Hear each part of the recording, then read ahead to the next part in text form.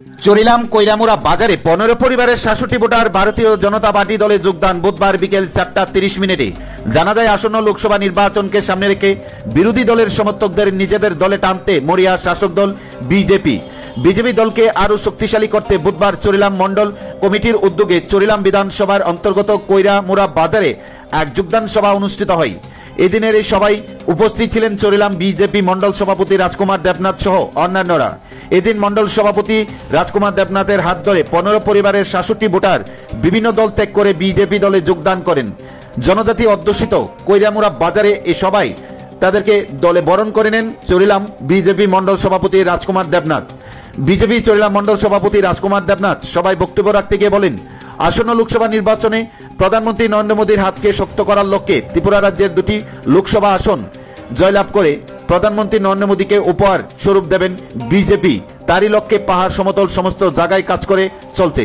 BJP দলের উন্নয়নমুখী কার্যকলাপ দেখে বিরোধী দল ছেড়ে মানুষ কাতারে কাতারে বিজেপি দলে এসে যোগদান করছে এবং বিজেপি দলকে আরো শক্তিশালী করছে বলে জানান উপস্থিত নেতৃত্বরা।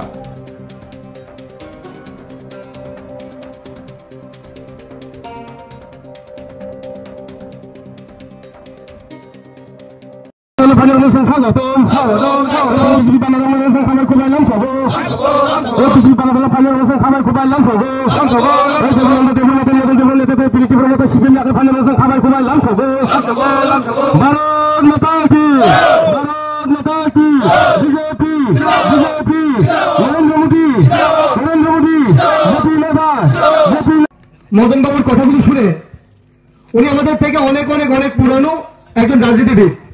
সে 1984 থেকে শুরু করে এখনো অবধি ওনার সঙ্গে ঘটে যাওয়া সবগুলো ঘটনা বিস্তারিতভাবে বলেছেন। উনি ওনার বক্তব্যে একটা জিনিস উনি সুস্পষ্ট করে দিয়েছেন যে এত বছর উনি সিপিএম করার পরেও ওনার এলাকা থেকে শুরু করে ওনার পরিবার সবাই কিন্তু লাঞ্ছিত বঞ্চিত ছিল।